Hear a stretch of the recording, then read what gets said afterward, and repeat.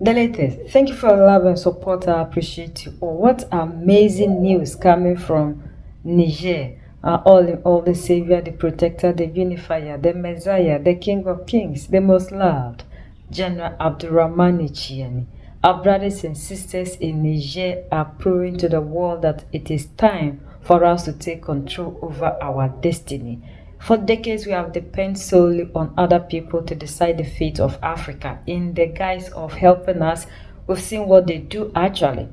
So, the time has come that the African needs to take control over everything that has to do with us. And our brothers and sisters in Niger understood this language, and for that matter, they have decided that they will build Niger by themselves. They wouldn't wait for other people to come into Niger to come and help them in the guise of anything, because now we know that we are the only people that can change the fate of Africa.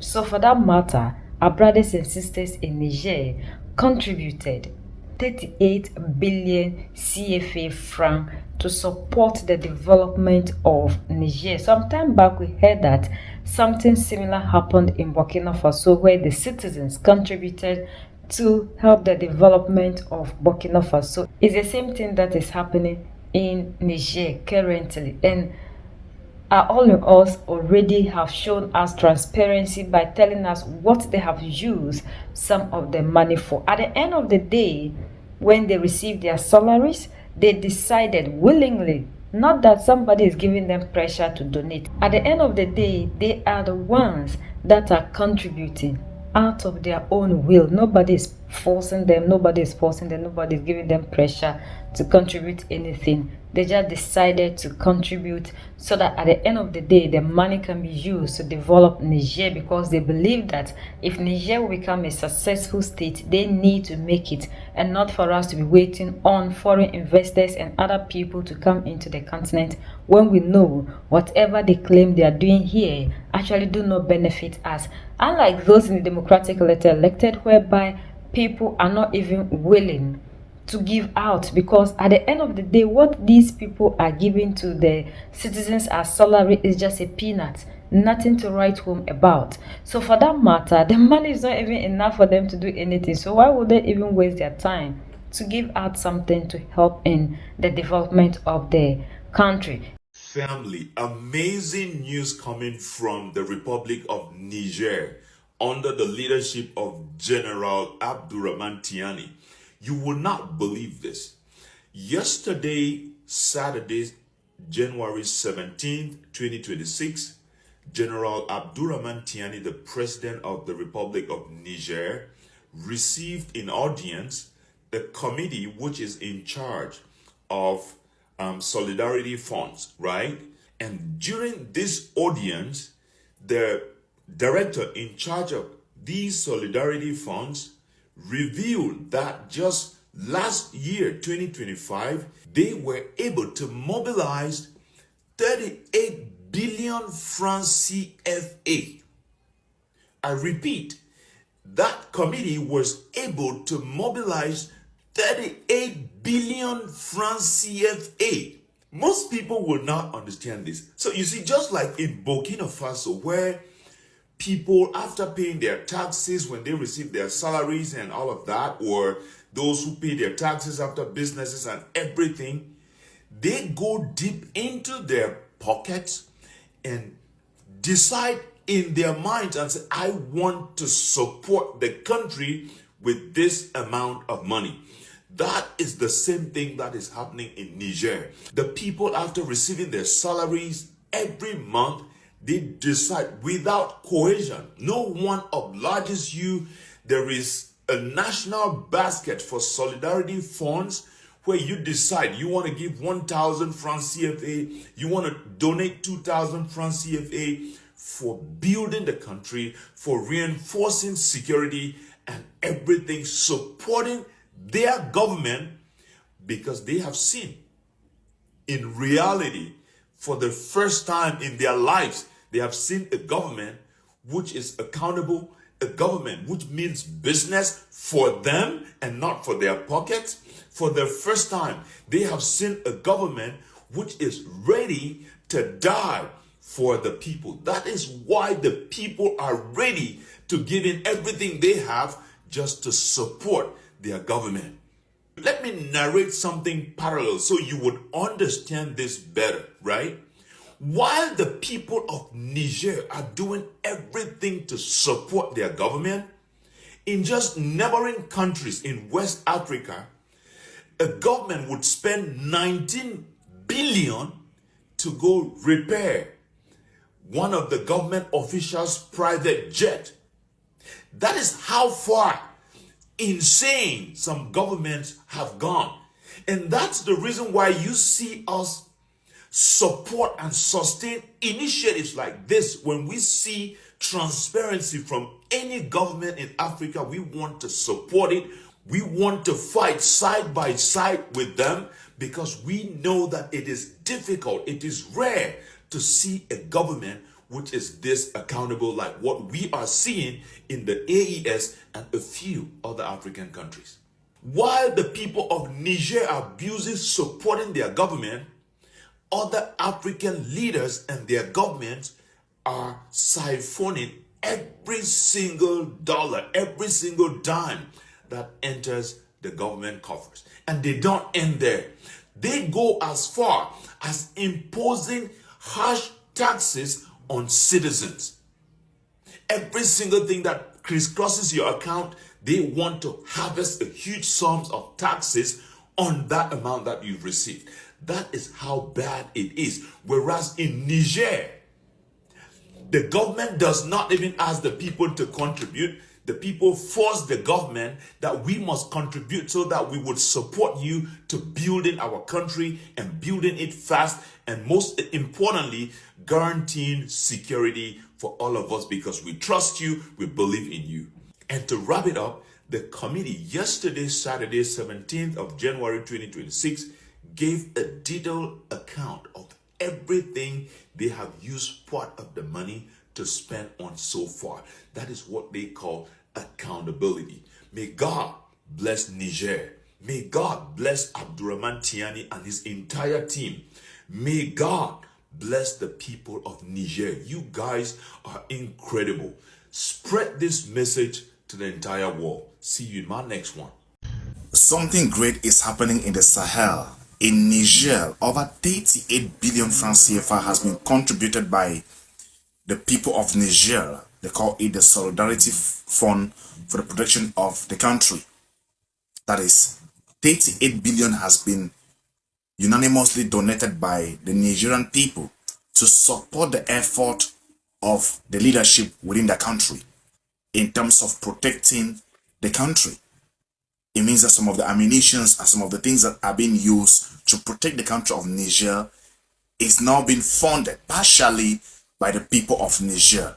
Yes, I know many people will come here and complain about what exactly is this. This same situation has happened in Burkina Faso, where over 1,000 billion was donated by the Burkinabe people to develop their country. This same situation was used in China. This same method was used in China, the communist system, where people unanimously bring their effort and ideas together to build their country. Yes, not the other way around, where the people expect that the government should be the one to do everything. And now in Niger, people have not donated this amount of money, and their president has come out to appreciate their commitment to make sure that their country is secure and safe for everybody.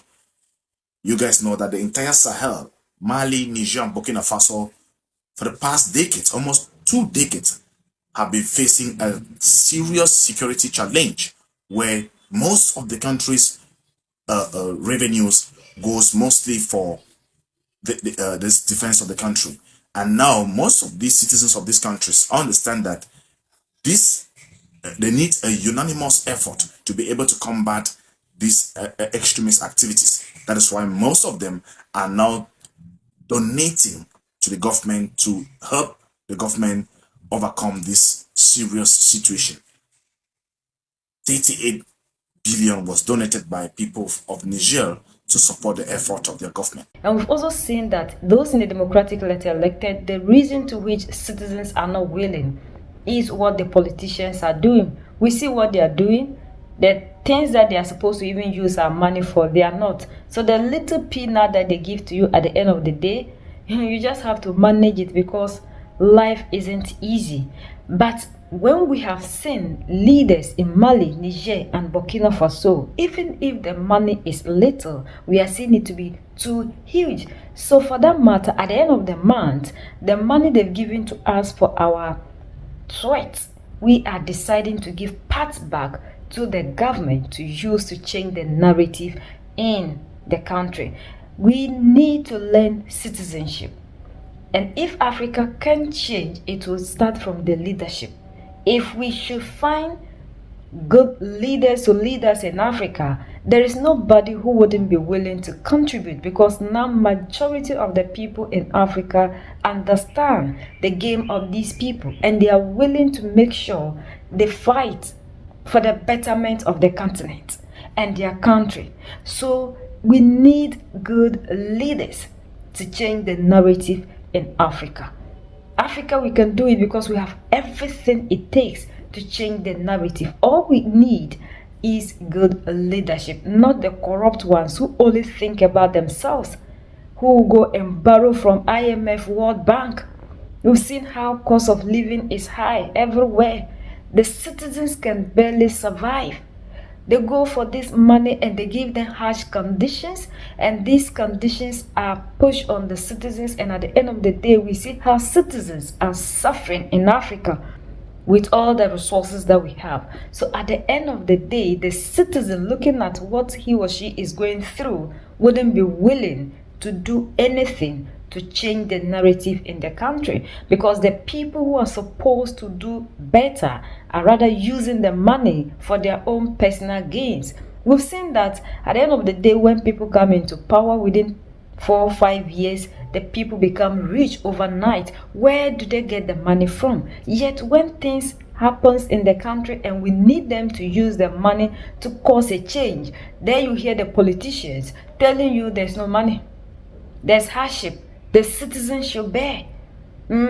They should drink air, waiting for good days. But politicians do not care whether we are in bad times, because when it comes to the increment of their salaries, that's when you see that politicians don't think about the country. All they think about is what they are going to make out of the situation. But Mali, Niger, and Burkina Faso, the people there are not like that. The leaders are making sure they starve themselves to give their citizens a better life.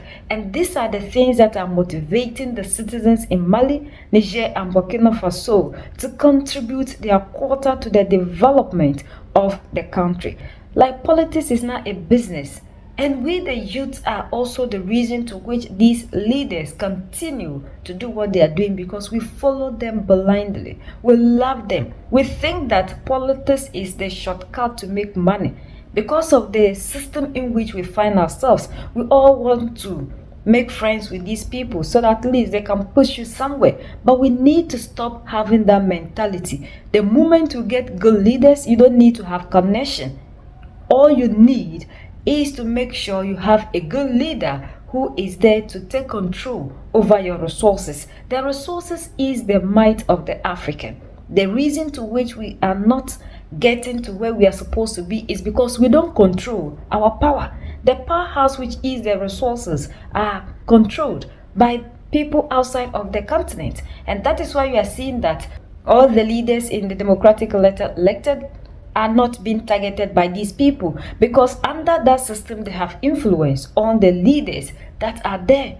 But Mali, Niger, and Burkina Faso, we've seen how they are taking control over everything that has to do with their country, and this is going against Yellow Popo, and Yellow Popo is making sure they remove them. So if you think you have peace because you're obedient, a lot of us don't know that because we're obedient, we are obedient to these people. That is the reason to which we claim we have peace.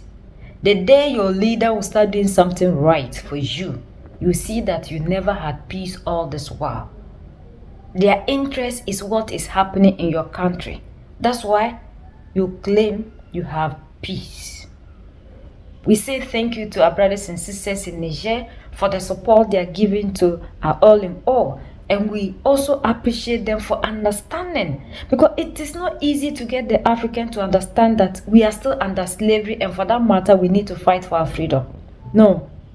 Especially when we have these people spreading propaganda throughout their media houses. And these are the places that the African believe and is credible. You understand how sometimes we try to make things, when they even hear any information, they quickly go to these people to confirm and ascertain whether whatever they have heard is true or not. So Africans, we really need to wake up, because we have a long way to go. And if Africa will become a better place, it is you and I that can cause that change, and not any other foreign investor or whatever that can come here and do anything for us. We have the power to cause a change with the right leaders that we need. We are the only ones that can set ourselves free. United we stand, divided we fall, and united we keep standing forever and ever. The greatest enemy of the African is mental slavery. So let's decolonize ourselves from mental slavery. Let's keep sharing to educate our brothers and sisters. Together we make Africa great for ourselves and the next generations that are going to come. So that's the latest around the world, in Africa, West Africa, and in Niger.